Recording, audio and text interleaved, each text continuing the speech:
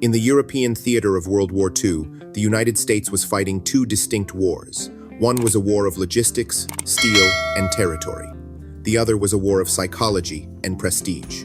For centuries, the German military machine, especially the Junker class, had been steeped in an elitist Prussian tradition. To these men, war was not a job, it was a birthright. They saw themselves as professional warriors, modern-day aristocrats of battle, men born to command and destined to rule.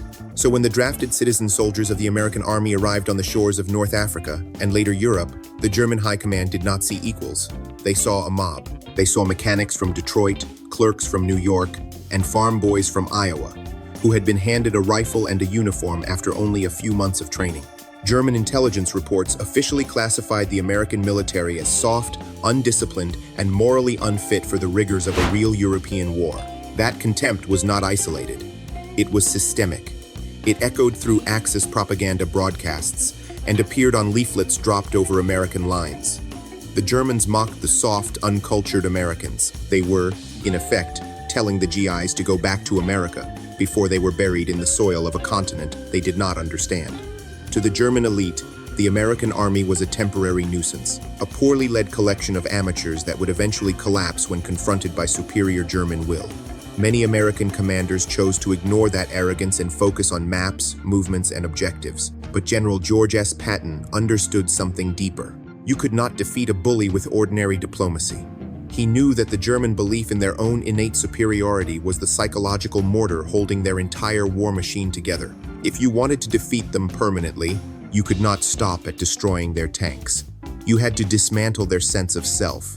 Patton was a historian. He understood that the Prussian ego was brittle. It depended on rules, on officer-class honor, and on the belief that they were the most terrifying men on earth. So Patton made a decision. He would become more terrifying than they were. When he took command of the U.S. Third Army, he carefully built a public persona meant to serve as the ultimate counterforce to German elitism. He was not simply presenting himself as a general. He was turning himself into a walking monument to American martial spirit.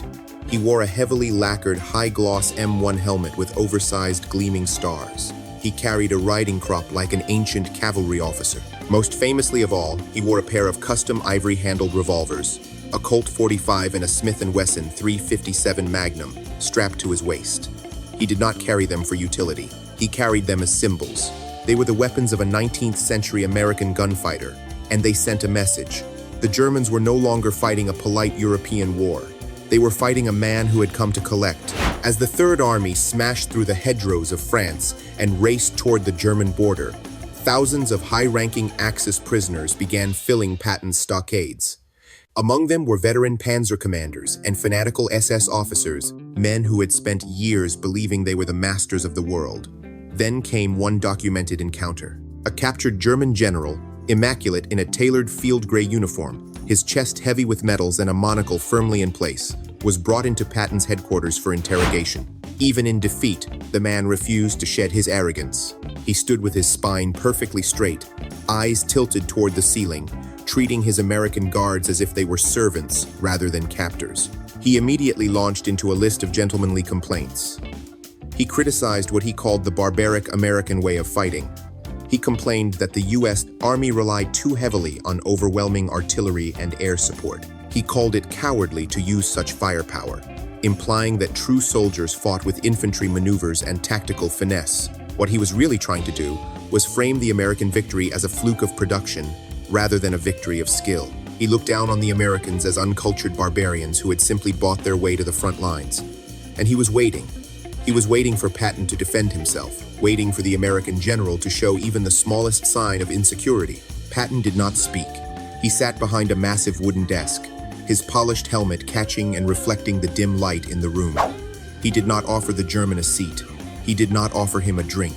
He did not acknowledge the man's rank. For several long minutes, the only sound inside that headquarters was the low, rhythmic growl of Patton's bull terrier, Willie, sitting at his feet like a quiet warning. The German general began to fidget. That silence was not the respectful pause of an equal. It was not hesitation. It was not uncertainty. It was the cold dismissal of a predator studying prey. And little by little, The officer who had entered that room wrapped in the old armor of Prussian arrogance began to feel it slipping away. Then Patton stood. He did not launch into a speech about democracy. He did not invoke the Geneva Convention. He did not try to argue, explain, or justify the American way of war. Instead, he reached down to his hips. In one single, lightning-fast motion that stunned both the guards and the prisoner, Patton unholstered his gleaming, ivory-handled revolvers. He did not point them at the German. He slammed both of them down onto the wooden desk with a deafening crack that hit the room like a gunshot. The sound shattered the moment. The German general physically recoiled. His monocle nearly fell from his eye. In that instant, the stoic, aristocratic facade cracked wide open. Patton leaned forward over the desk, his face only inches from the German's. Then he spoke, not in a roar, but in a high, piercing, terrifyingly calm voice. That made it worse, much worse. He told the German exactly what he thought of the Prussian tradition.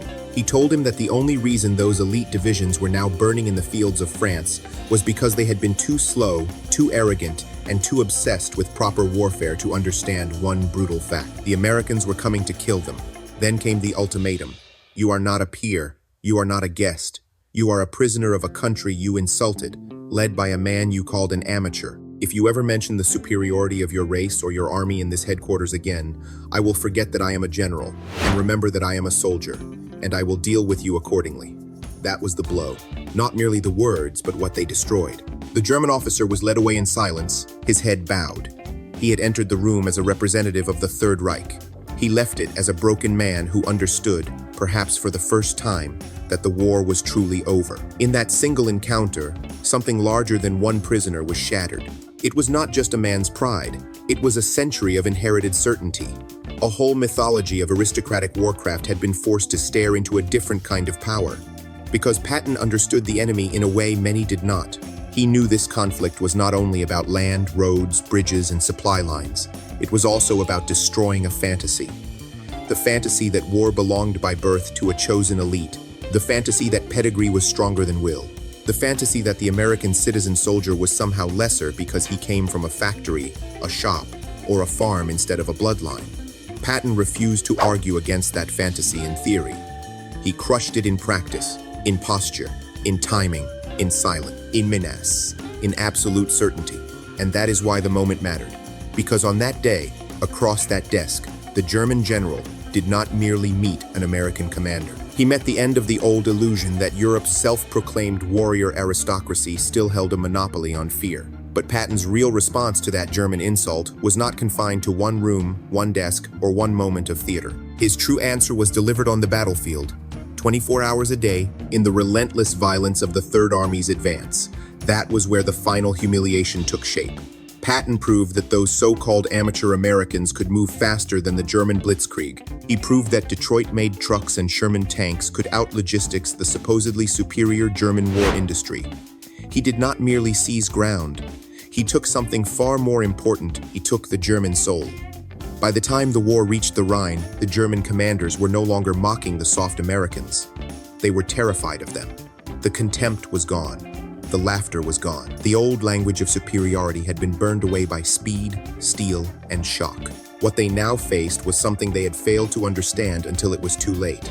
Patton had helped create a new breed of soldier, a fighter who combined the rugged individualism of the American frontier with the industrial might of a superpower.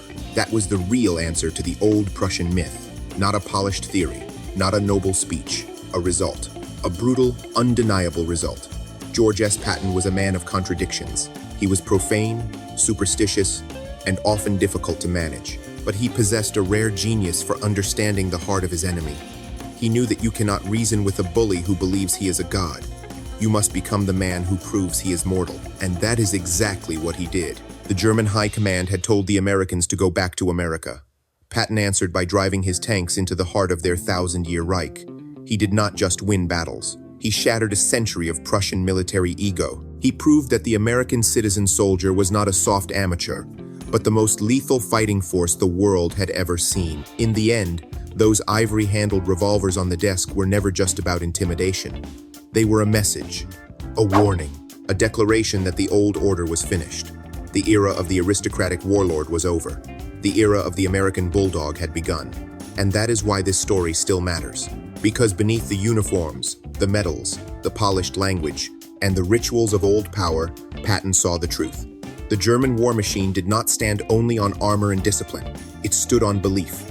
Belief in superiority, belief in destiny, belief that some men were born to rule while others were born to obey. Once that belief was broken, everything else followed. What collapsed in Europe was not only an army in retreat, it was a worldview. One that had looked at American mechanics, clerks, and farm boys and mistaken them for weakness. One that had mocked them as soft, uncultured, and unfit for real war.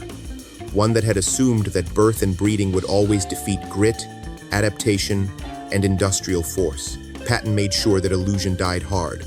He made sure it died under tracks, under artillery, under exhaustion, and under fear.